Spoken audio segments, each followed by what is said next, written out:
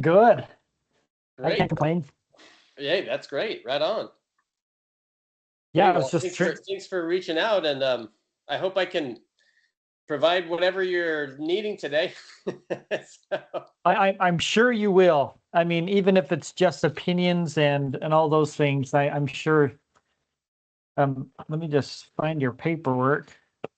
I was glad you reached out to me while I was still here. so you are in Arizona right now? Yeah, I'm in Arizona right now, Okay, but home is and Idaho. yeah, Okay. yep, home's Idaho. Now, do you know Mark? Yeah. Yeah, so he's the one that got me your contact information, and so Yep. I Love hope. Mark. He's great. Yeah, he's great, isn't he? Yep.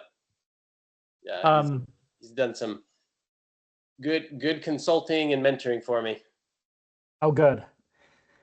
Well, good. Yeah, he thought it. So when I told him about my research that I'm doing, he told me that you'd be a good person to talk to, and so I thought, okay, let's do this. So are you working on like your PhD? No, this is so. I don't want to do a PhD, but um, every 5 years they want you to do some sabbatical work. So BYU Idaho is different than other universities. Other universities, they want you to publish. They want you to write books and manuals and, further the research. BYU Idaho it's all about the students. But they do want you to still be fresh in understanding, like teaching what's going on in the world. And so we're actually bringing practical experiences into the classroom to help them out so we can get them ready for the workforce. Yeah. And my research is more along the lines of employability. I want them to be as ready as possible so they can be the best employees, that they can get promoted, Hmm. that they can give back to the company and the community in the best way possible, so that when people say, "Yeah, I got this kid," and they say, "Where is he from?" It's like, "From BYU Idaho." They're like, "Oh yeah." And so I don't know. That's so It's kind cool. of a So that's kind of where we're working at. Now, are you familiar with BYU Idaho at all? Yes. I mean, I'm a member of the church, though I didn't I, attend and haven't had personal experience attending or anything online. But I am familiar with the university. Yes. okay, where did you go to school? Arizona State. Okay, it's a Yeah. good school. Yeah. I mean, it's all right, right? I mean, it's here in the backyard. So yeah, I did my undergrad in finance at Arizona State for Okay, what was it, 2012 to 2014. okay, And then I stepped away, and then I worked in small business for about 6 years, and then went back and was actually planning on going to BYU for my MBA, uh-huh. and last minute ended up applying for ASU, and it felt right. And anyway, so I stayed at ASU. So I'm a double devil. I mean, you can't get worse than that, right? Yeah, it's like what is a deviled egg?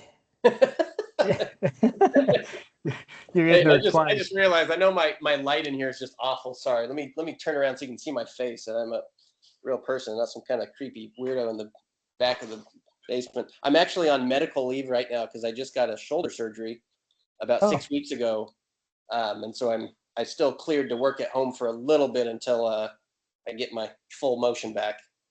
how'd you do that to your shoulder? I was playing impress my daughters of how strong I was in high school type of moves, and yeah, so my 8-year-old, not to take too much time, my 8-year-old's like, Dad, I want to get strong, I want to work out. So I was like, cool, let's do it. And next morning we woke up, and immediately I went to the handstand push-ups to do a little flex, and Uh-huh. I think I ripped it on like probably push-up number 3 or something. Well, I remember because we have the sand dunes where I grew up, Okay. and I don't know if you've ever seen videos of people that they get up at the top of the sand dunes and they just do backflips all the way down. Okay. And we did that all the time growing up. And so I took my kids to the sand dunes, and for some reason I thought I could do the same thing, and I landed right on my head. Oh And man. of course they're laughing, and I'm like, "Oh, we can't do the same things we used to do." Yeah. Yeah. It's it's crazy. Yeah. Having like talking about that conversation is things that I remember my parents talking about, and it's not a pleasant thing anymore, you know. And No, when you start talking about it, it's like that's not good. I know. Well, and the strangest thing is when you wake up and you're sore, and you're like, "What did I do yesterday?" Nothing. You just slept. You know? Yeah, for reals. Oh, it's crazy. Yeah, right on. Well, crazy. Well, so my sabbatical research is finding that it factor, and I don't know if you know what I mean by it. Um, you know those employees that you want to be on your team, that it's contagious, that you're like, I don't want to lose you, let me give you more money, that kind of thing. It's just like I want them to stay on my team because they make me look better and they just do a good job. And I'm trying to find what elements create the it. And Yeah. so that's kind of what my mission is, because if I can bring that back to BYU Idaho and say, all right, here's the secret sauce. Not only do you need to be good at finance or reading or teaching or writing, you have to have these elements as well. And I'm just trying to find out what those are. And Yeah. so um, I'm recording this. Are you okay with that? Yeah. Yep. Sure thing. Okay, perfect. All right. So when I ask you these questions, think about the best employees or coworkers that you've had and answer them with them in mind. Does that sound okay? Yeah. And if you have stories to tell, I love those because it helps with my training and stuff too. I could be like, all right, Braden said this, and this is an example he gave, type thing. Yeah. Sure thing. All right. So there's kind of four stages that I'm going to go through: the finding stage, the interview stage, the trial stage, and then the promotional stage. Okay. So we'll just kind of go through these. When you think about the best people your company has hired, how were they first discovered or noticed? I would say those are coming out of the universities that are connected to that company. So Intel, at least when I was doing my MBA, Intel had a certain quota that they would pull from ASU, and it changes a little bit every year. But I found that those that are coming that bring good talent are coming through that program. That's probably not Okay. specifically what you're asking, but as thinking about it from the perspective, if I'm going back to school and I'm trying to target a company, I'm trying to figure out what companies are coming to the school and what are the quotas that they have for that school, and try to reverse engineer, how to get that job, how to get that place by the school's connections. Again, that's probably not what you're looking for to hear there, but I would, if I'm at BYU Idaho, I'm going to go in and say like, hey, who comes to you here recruiting? How many spots do they take? What did it look like last year? And I'm going to go talk to every single person that got hired last year from each of those companies of interest and start building my Mhm. network. Okay. No, I love that. And just so you know, I'm collecting everything because that right there is while so when I interview 100 people, and that's one of the elements that's there, and there's a theme, and it may not be that we're looking at coming out of universities, but they say something similar like um, they're studying the field that pertains to us, like engineering or something like that. Mm-hmm. That helps me categorize things in a way that will help them out, especially if it's specific categories. Yeah. Okay. So love that. Um, when you're sorting through now, do you do a lot of recruiting yourself or involved with interviews?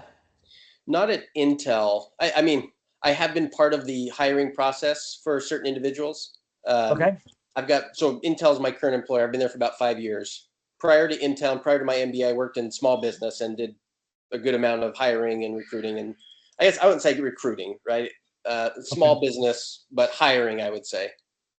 Okay. Well, this still pertains to you because you can use other jobs for all I care.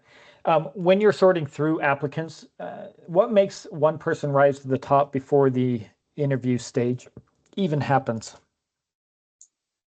Oh, that's a I think, whoa, Spencer, let's see. I was in a meeting this last week with a buddy that was a um, um, help the company go public, and Mhm. he was talking to me about how AI has completely changed the game when it comes to that. So he had mentioned that he's got about 100 applications he got to go through. And he said, I can't do that. So I sent them all to an AI and I said, hey, this is what I'm looking for. Here's my specs. Give me the best one. So that's also a really bad answer, but unfortunately, that is happening. And I imagine I'm probably not the first person to say that. No, in fact, that kind of hits a theme because some people were like, well, if they didn't spell something right, but if you throw it into AI, AI doesn't have a spelling error, and so you can't narrow it down that way. And so, and sometimes all the resumes look the same because it's coming from the same source too. So AI is completely changed. You're right, changed Yeah, the way that we look at this. yeah. Um, how a resume stands out, though. So for an Intel, as an example, Intel has an internal portal where if I Okay. refer somebody as an employee, it goes to a different box, right? It gets like designated as referred. I would imagine that most big companies have something similar to that. And if you can get in a note with, someone that's there to refer you, that for sure raises you to the top, regardless of what your resume is. I mean, that's what's on your resume. It's got to be written clean, right? Written nice. I think that's bottom line, baseline. But I think it's all about that network and who you can connect with and who refers you to the hiring manager is the what makes things happen there. Okay, that's perfect.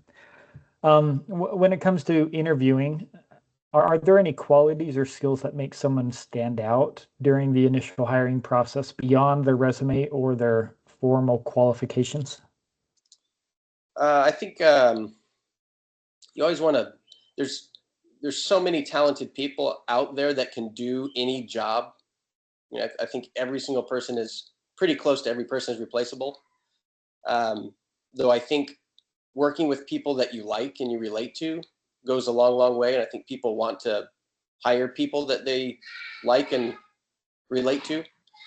So being able to just have a natural and calm and composed conversation of things that are not necessarily work related, I think that goes a really long way to help you stand out. Because again, while I'd like to think there's that I could be irreplaceable, I mean that's a ridiculous thought, right? No one Right. is truly in that space, and it just comes down to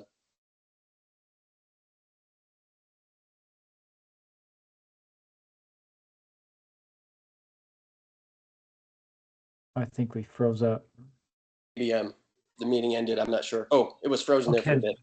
bit. Okay, we're good.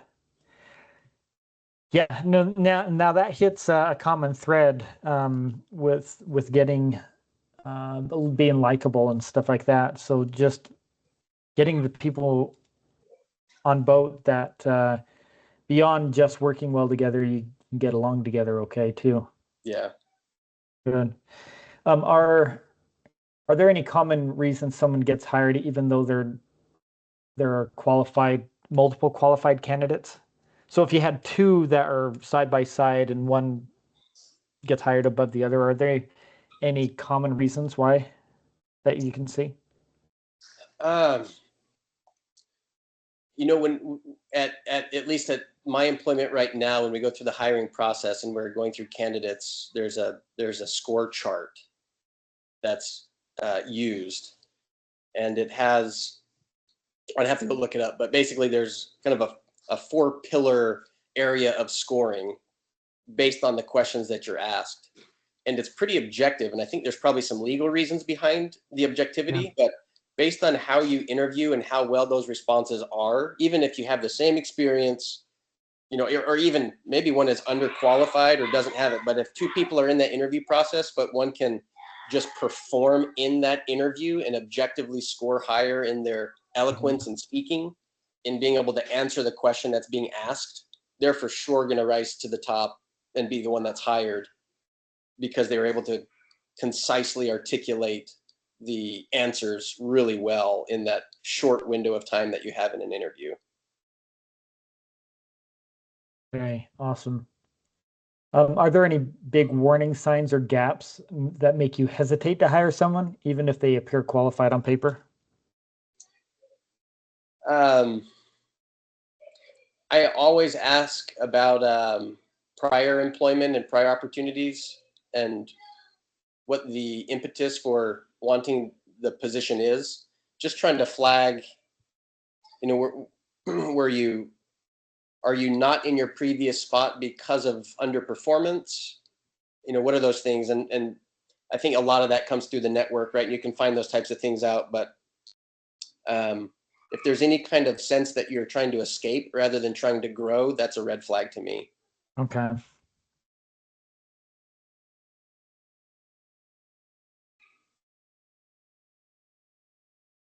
All right. So there's always a stage, like, all right, you're hired, but there's kind of a trial period. And some employers don't have that luxury, but during that initial stage of trying to figure out things, are there any qualities or behaviors that help them become a stronger long-term fit for the workforce when they're just hired? I think the thing that's been most helpful is your network. And so the more people in those first, let's say, 30 days, I don't think there's a real expectation, and at least from my experience, that in 30 days you're going to come in new and you're going to just knock it out of the park. Mhm. I think what people are looking for is, can you come in, can you build relationships, can you offer value, even if you're coming in new, but can you put yourself out there and begin to build that network that you can eventually rely on to be able to leverage for support? I would say that would probably be the number one after 30 days, after 3 months, whatever it is. If I know that partner X, partner Y, and partner Z are well integrated and they know you and you've offered value and you're showing up on meetings and that type of thing, you're far, far more, that ties you in much tighter than, hey, you created a cool like Power BI report to show some Yeah. data that probably is wrong anyway. Just to be transparent. It's, that's funny. But yeah, so building relationships and putting yourself out there, I love that. I think that's really important. Um, are there any skills or characteristics that separate employees who simply perform their job from those that just become, or sorry, I'll rephrase that. Um, are there any skills or characteristics that simply uh, separate employees from those that just do their job and those that are good candidates for promotion? Yeah. Let's see. Thinking about those people you had mentioned earlier about, who are those that, get offered money to stay in places and Yeah. who you want to keep on your team. There's a few things that jump out at me. And the first one is that they're generally really effective communicators. Okay. And I think that starts with listening. If you can really understand what the problem is and then be able to communicate it back is a huge step in your favor. That they're empathetic, and I almost put that in the same bucket as just likable, right? But Mm. you're not asking people to do things like, hey, I needed that yesterday, and sometimes that's required, right? But being able to express, hey, these are the things we're looking for, these are the help we need, here's the problem statement. What is a timeline that this might be doable? I think there's a lot of value in leadership from those down looking up on leaders that can understand um, the balance of time and input and output, I guess. Yeah. And then the final one was a mentor that I had here at Intel. As I met with him early on in my Intel, which I'm not too far anyway, but he said, Braden, I would recommend that as you're exploring your career, that you volunteer to chase the most difficult problems that no one else wants to chase. And he said by doing that, you'll, one, very quickly grow in exposure because you're doing things that no one wants to do. The fact that you volunteered, number two, says volumes about your character and your willingness to jump in. And three, by chasing those very hard problems, you will best prepare yourself to welcome back the Savior. And so I've taken that as a personal kind of mantra for my career, is volunteer to chase the most difficult problems that no one wants to chase. I think is probably the best advice that I've received and that I could pass on. And that's I definitely love not. that. I'm going to put a star by that because that's actually pretty profound advice. Who was that, by the way? I'll text it to you. I better get his permission first. He's pretty high Okay. up at in the corporation, so I would probably need to get Well, his permission to use his name. that's fine. That's fine. In fact, if he's willing to talk to me too, I would love to. So yeah, get his permission. And if he's willing to talk to, I'd love that. Is he a member of the church? He is. Yep, he Okay. is. Yep, Because I'd be happy to put you in contact. okay, perfect. Yeah. Um, all right. When it comes to promotional stages of things, are there any qualities, behaviors, or skill gaps that prevent people from being promoted even when they're technically good at their jobs? Communication comes back first. Okay. I think there's several, but I think that is the most common. Can you communicate the problem statements and communicate the solutions that are happening effectively? I think is the 80-20 rule, the Pareto principle. That's 20% that gives 80% of the battle, Yeah.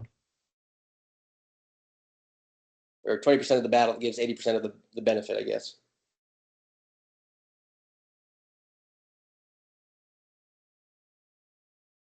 So would you say, just to summarize this, lack of communication really affects if they're going to get promoted and if those decisions come down to it? 100%. Right. All right. Think about the people that are most successful in your organization. Maybe it's that gentleman you quoted. Um, what qualities, characteristics, or skills do they consistently demonstrate?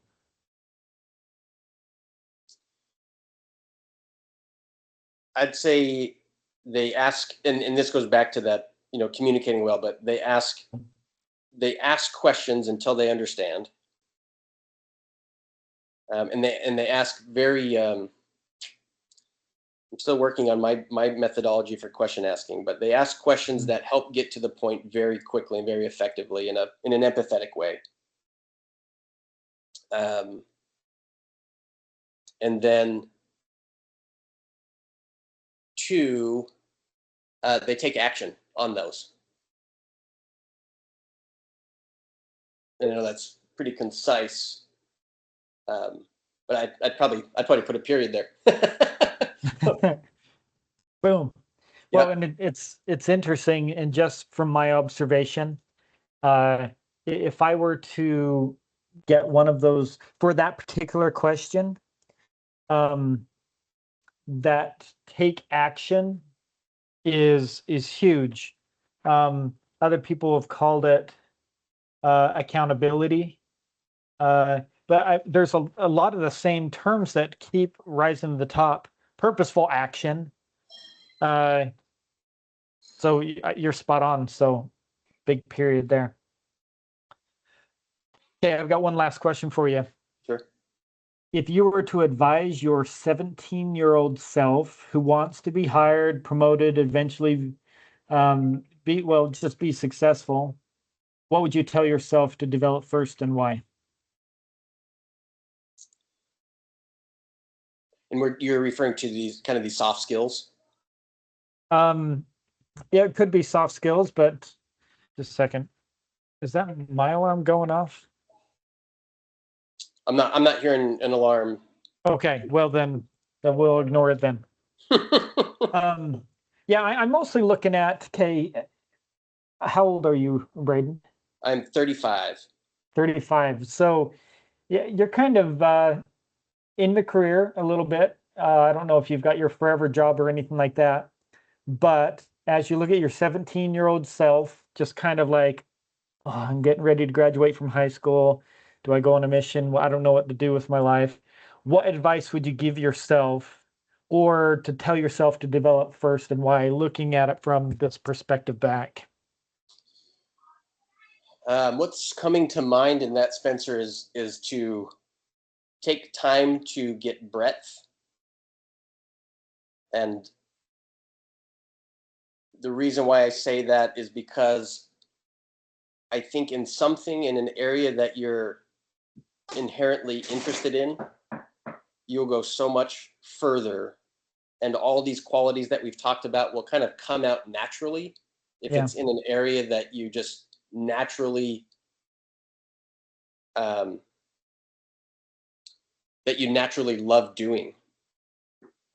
Um, so I would say take as many internships as you can while you're, at your early stages, beginning years, to figure out what's the content area you like, what's the topics you like, what you don't like, what specific areas within those content areas do you like? Do you like operations? Do you like numbers? Do you like finance? Do you like people?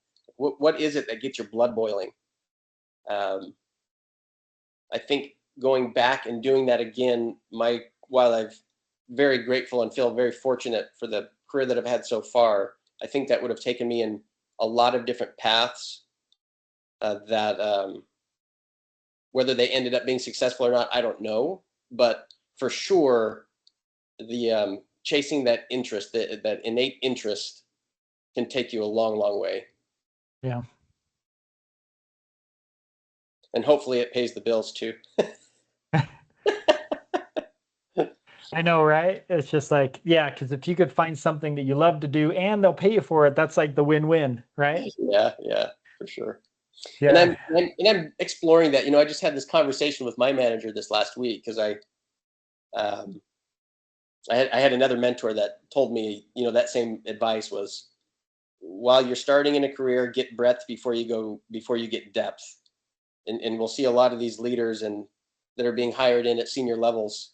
Many of them have a lot of breadth. And those that only have depth usually are capped.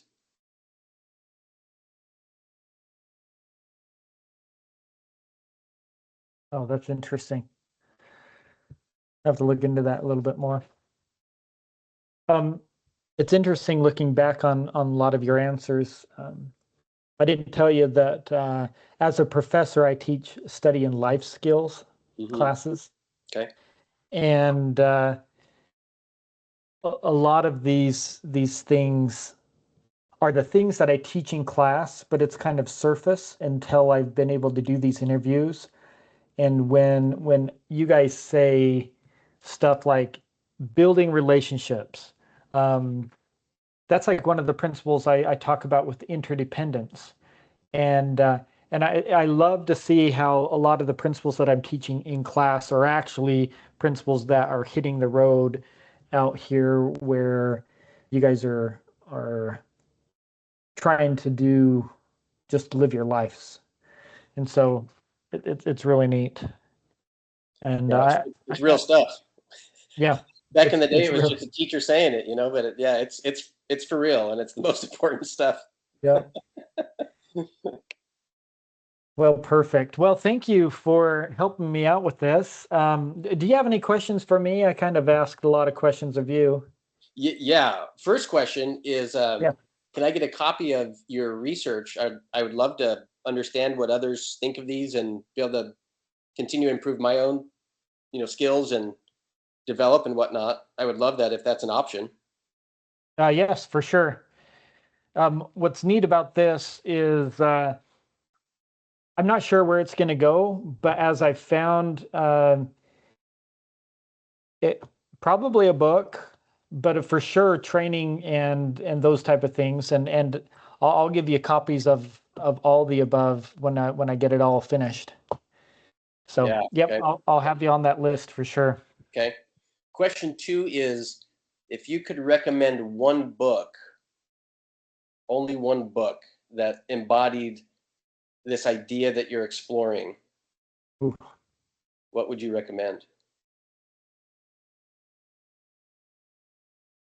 that is a good question. I'm basing a lot of my research off of Keys to Success by Napoleon Hill Mm-hmm. and the approach that he did. I'm doing the same thing. I'm just doing it with employability. Uh, Interesting. that's probably one. I find that a lot of the same principles that I'm finding with How to Win Friends and Influence People, even though it was written a little while ago, still has a lot of merit to it. Yeah. Um, and as simple a read as it is, another one would be Man's Search for Meaning by Viktor Frankl, Okay. where it's a simple read, but it doesn't give you a lot of how-to stuff, but it's more of like who you are, Mm-hmm. and then that kind of points you in the direction for when you take the steps. It defines the how-tos a little bit more because it eliminates all the other stuff because you actually have meaning in your life. So, I mean, those are good starts. I mean, obviously the scriptures number one, but I don't think that's what you're referring to. Hey, that's where the value is. That's where we go. I mean, for sure. No, 100%. No, I love that. How to Win Friends and Influence People has been my favorite book. I haven't read the Keys to Success, Yeah. um, and I'm just writing these down here, and I need to get that one by Viktor Frankl as well. Yeah. Um, what's your timeline? When do you think this will be like published? That is a good question. I know the president of the university wants it when I get back at the end of the summer. But the way the sabbatical works is they say, go and collect the information.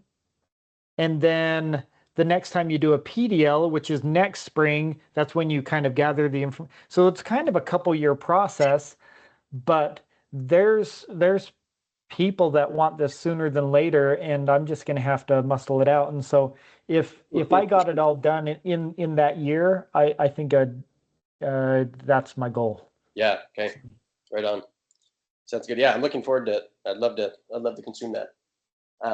Spencer, last question for you. Yeah. And for sure, I'll connect you with my buddy there. I'll send over text and do a quick intro. Okay. Um,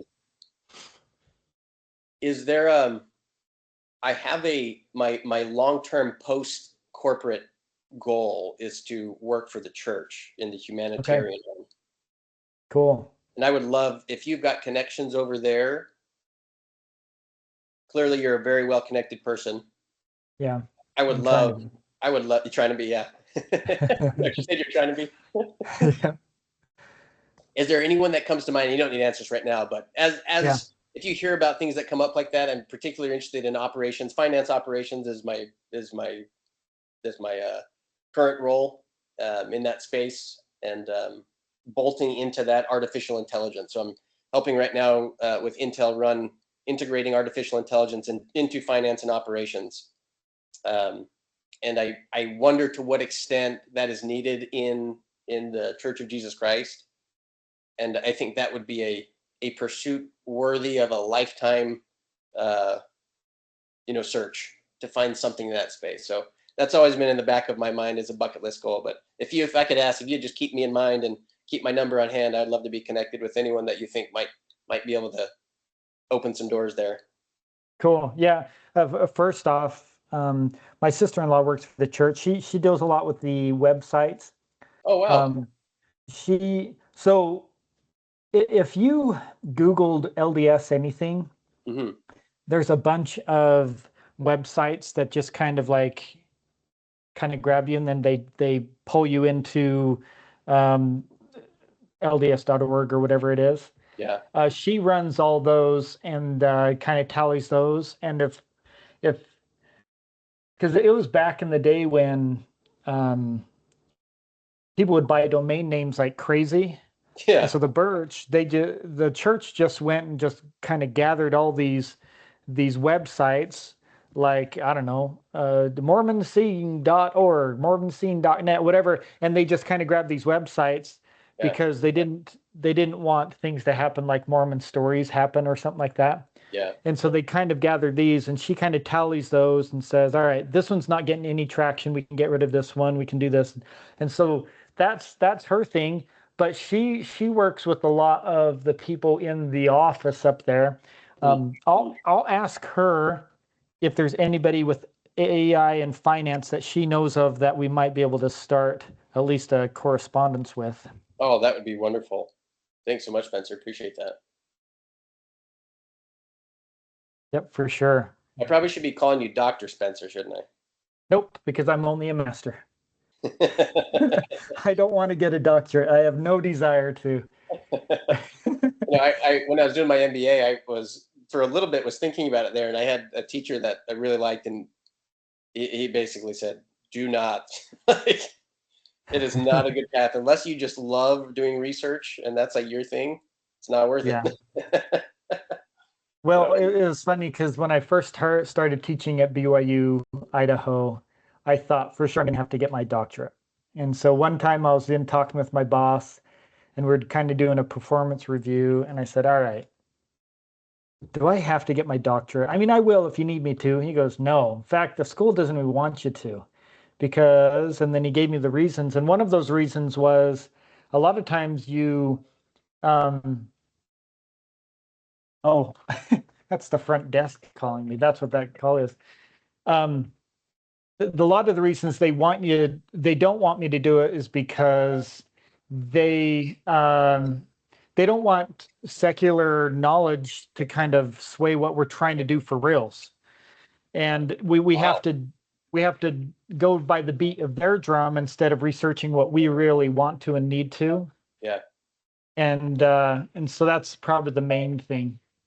Wow. That's interesting. And then they said, we'd rather you do these sabbatical works and do this type of research that I'm doing right now than for you to push some other people's agendas. So Yeah. Yeah. Yeah. Wow. That's really neat. Well, that's great that yeah, they're promoting to keep it raw, yeah, and clean. Keep the truth at the center, huh? yeah, for sure. Right on. Well, good. Well, I'll follow up in a little bit about that gentleman, and I'll see what I can find with these other things too. Yeah, perfect. Spencer, when I reach out to him, just to make sure that I have kind of your title and position there, I'm basically say, hey, um, I just interviewed with can I say well, I probably can't say professor, right? But Right. how can I pose this and say, hey, they're looking for research for a BYU study, Yeah. um, and wanted to put you in contact with Spencer, who's running the research. Is that? Yeah. Would you give me any more like words there or anything that you'd Yeah, like? that's the gist of it. I'm looking for employability for people across the board. Yeah, And granted, I'm doing this for BYU Idaho, but if this is a book that's published and stuff, I'll give it to other people because I mean, ultimately, Braden, this is um, developing disciples of Jesus Christ with kind of a twist to it. It's just like, I mean, ultimately, the things that I'm finding are being the best people possible, and how can we train that into these students? Come yes. in. So, Yeah, all yeah, right. makes sense. Okay, perfect. Right on. Okay, Okay. thanks, Spencer. Been a pleasure. Yep.